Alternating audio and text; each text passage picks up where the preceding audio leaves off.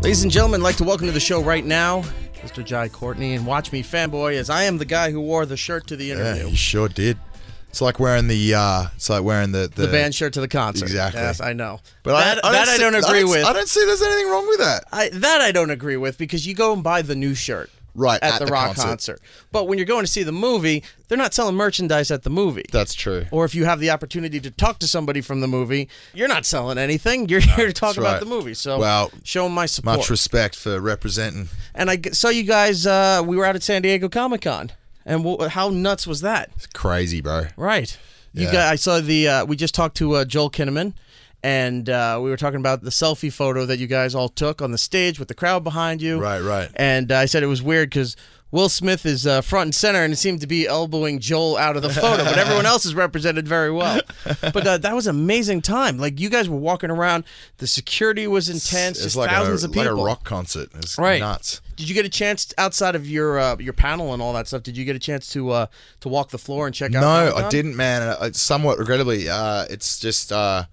yeah, we just didn't have the time, you know. We were like so in and out, and but you know, next time would be dope. We had a visit when we were doing a sort of autograph signing of Henry Cavill came up. Yeah, and he had said the hello. mask, had the anonymous mask on, and he was sort of trotting around having a laugh, which was kind of cool. But yeah, it'd be dope too, dude. You know. Yeah. But we'll see. I mean, who knows where things are going to be at next year with this whole.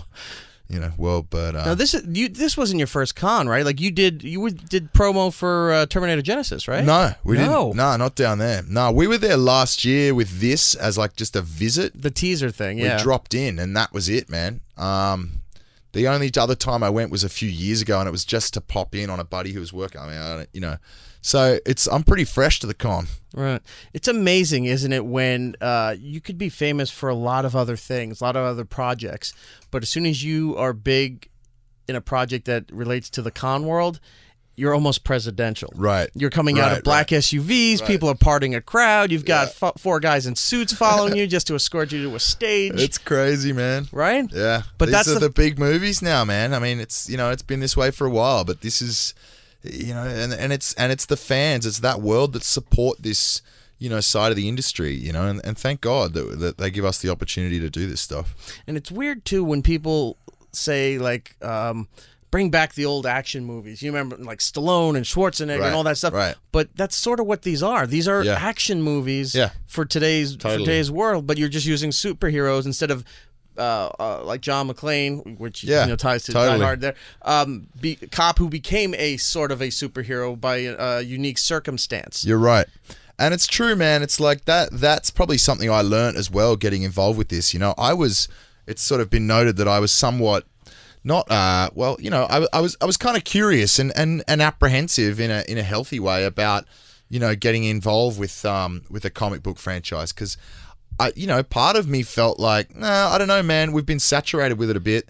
Maybe it's on the way out. Like, do I, you know, and I just had no idea what I was in for, and it took kind of investing in it a little and having an open mind about it to understand that, you know, this stuff ain't going anywhere anytime soon, and nor should it. You know, it's the reason people are still going to the cinema. Right. I mean, this was a much needed shot in the arm in the world that was developing, where I would gladly pay $30 for a movie if I could just watch it in my house. Right. Right. You know, I don't want to go to the theater. I'll pay even more than the ticket to go see the movie if I can just watch it at home.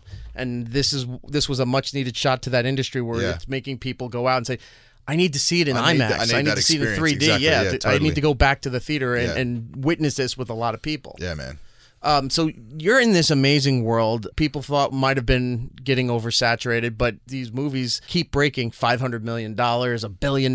You know, there's really no flop in these things. Like, they may break even, and that's considered the bomb. Sure, yeah. But it's just generating more money than any other kind of genre as far as film in Hollywood goes right now. Mm-hmm. And to be called up into this. Were you a comic book fan? Because this is like a badge of honor for anybody who was. It's crazy, and I really, you know, I got kind of gifted this, you know, opportunity because I wasn't. And look, to be honest, you know, I'll see things in this sort of space if people are talking about them and that they're great, but I haven't been like, I don't track all the comic book franchises and shit. It's just, you know, I don't.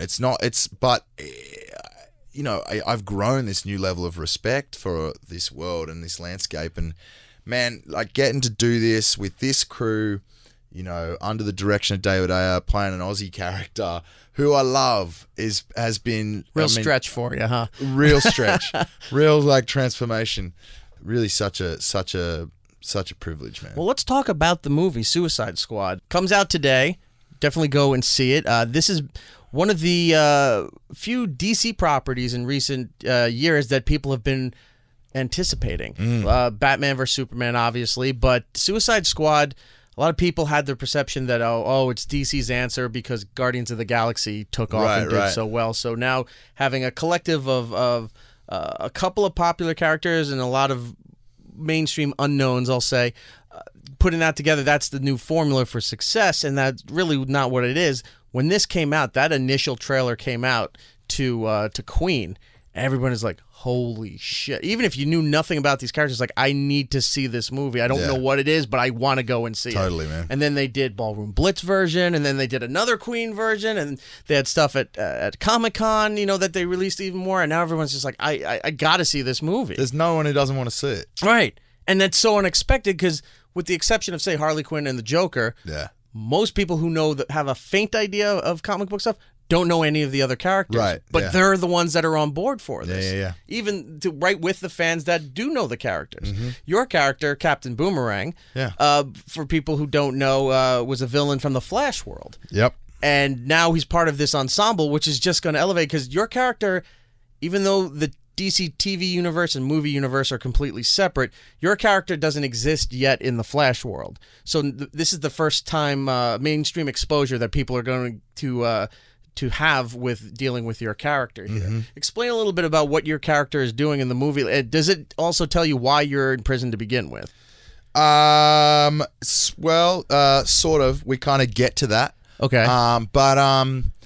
But look, he's just part of the assembly of Task Force X. It's interesting because, some of the characters have quite notable special gifts and powers when it comes to what they're capable of. Right. Boomerangs are somewhat questionable, given it's really just his talent for boomerang throwing. Which, by the way, not easy to do. Not easy to do. Not easy to do accurately. Not everyone can throw a boomerang. But yeah, man. Look, he's a dirtbag. He's a thief. He will step over anyone. He's not really interested in saving the day. He's only out for himself. Which all of them are. Yeah, and he wants to get in, get out, and he doesn't mind making a mess in the process.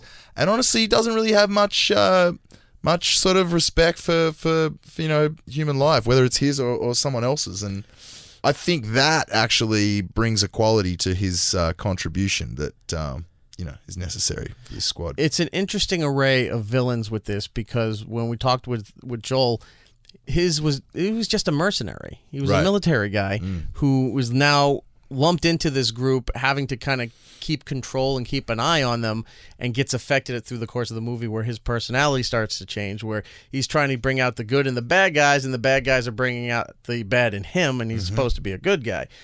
Then you have guys on your level who doesn't have the powers and the superhuman strength and all that, but you have an ability that you bring to the table. Then you have the guys who can do magic, like Diablo. And then you have people who are not in it for themselves, like the Joker, who doesn't care if he dies as long as he's fucking up everybody else's stuff. So he's not even in it for himself. He's just doing whatever he can whenever he wants. So you're looking at every level of this team, and like, it's hard enough to get people who want to be together to work together as a team, and now you're forcing people who have no interest in each other. Yeah, because you're stealing my money. You're stealing my power. It's chaos, man. It's chaos. So how is it doing this character here? What kind of training did you have to do? Did you have to learn lots stunts? of different stuff? Yeah, a bunch of stuff. I mean, this was the first job, first film I worked on where the studio had instructed me to get big. Which is kind of funny for me because I'm a bigger guy, and often I'm trying to like lean out or like trim down because, it looks better. It's a sort of a little more sort of versatile in that sense, and all of a sudden I had license to to lift, grow large with food. Exactly, and they wanted they just want to get big and strong, and that was kind of sort of the deal across the board. I mean, we all were doing crazy training, and then that bled into like martial arts stuff. We were doing Kempo karate with Richard Mosqueda in LA, and I think that was all built around sort of starting and maintaining a discipline.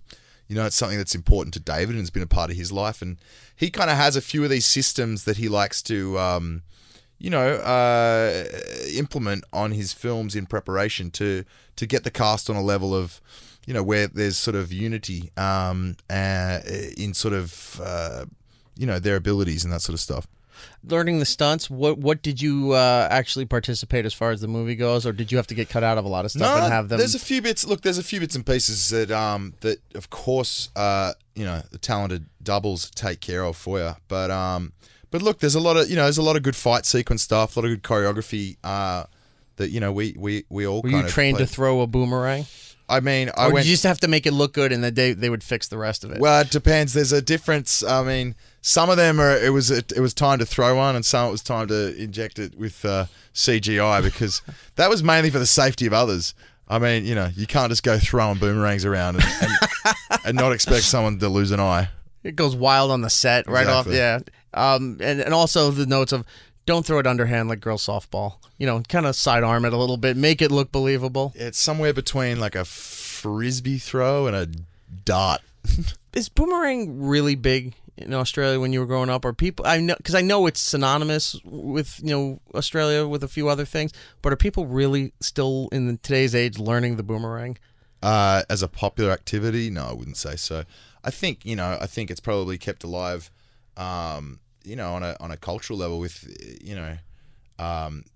indigenous communities and stuff. It's an ancient tool of survival. It's a hunting tool. It was actually that point that made me a little sort of sensitive about the way that would be handled in like a mainstream American. I didn't want to get so far away from that there was sort of these cliches, these stereotypes around the Australian character that actually made me just look like a dickhead back home. Why is he carrying a bush beer? You know, it's like, and it's funny. It's just so there was a way we had to marry some of those ideas because there is potential for comedy and some of that stuff. And, right. I get it. I didn't want to like abandon that altogether, but there was definitely a few elements that I just wanted to know were handled right so that I could be as proud to talk about it back home as I am here. Based on what I saw of the movie, it does look like it's being left open for the potential of a sequel, and we'll see how the box office determines it. I'm expecting, like everybody else, it's going to be number 1, which pretty much would help lean on greenlighting a sequel there. It seems like, with the exception of like the Joker and Harley Quinn, a lot of it focuses on Deadshot, on Will Smith's character. Do you think they're going to explore more of your background for your character in a sequel? Or is it worth doing? I mean, I couldn't say. I mean, look, I think it's worth doing. I think there's mileage in all of these characters that's worth exploring. It's probably not fair to like speculate on where it goes from here. I'm sure someone knows. Someone knows exactly where the next movie takes place and what we get into. And look, man, all I'm hoping for at the moment is that I don't get killed off. Because I had a lot of fun doing it, and I want to take this forward and into the future, and a lot of longevity in it. It's rare to be part of something that you have this much kind of faith in and this much fun making, and it is obviously. I mean, we know this world. It's hopefully we're setting up for a couple more at least, and so. Do they lock you in? For potential sure. sequels? Yeah, for sure. Okay. Yeah. You can't really do a movie these days without getting locked in for a sequel. It's like, oh, great, you got this movie. Yeah. Now, you're going to do 4 of them. Exactly. We'll see how the first one goes, but you're going to have options on the 4 other movies. Mm-hmm. So don't plan the next 6 years of your life. Precisely. Okay. Now that you have a taste of this world, you see the power that it brings as far as the fandom, merchandising, art, and all that stuff. Have you explored any other realms of the comic industry? Are you like maybe reading other comic book series? Are you watching any of the shows on TV, be it Netflix or CW, other movies? Not really. No? Committed. No, I mean, that's honest. Yeah, not really, man. No, I mean, not really. No. Yeah, I don't know. I'm not watching anything on TV at the moment. Well, that's fine, too. It's not just eliminating one particular facet. It's just like, look, you're a good-looking man. I'm sure you got a life to live.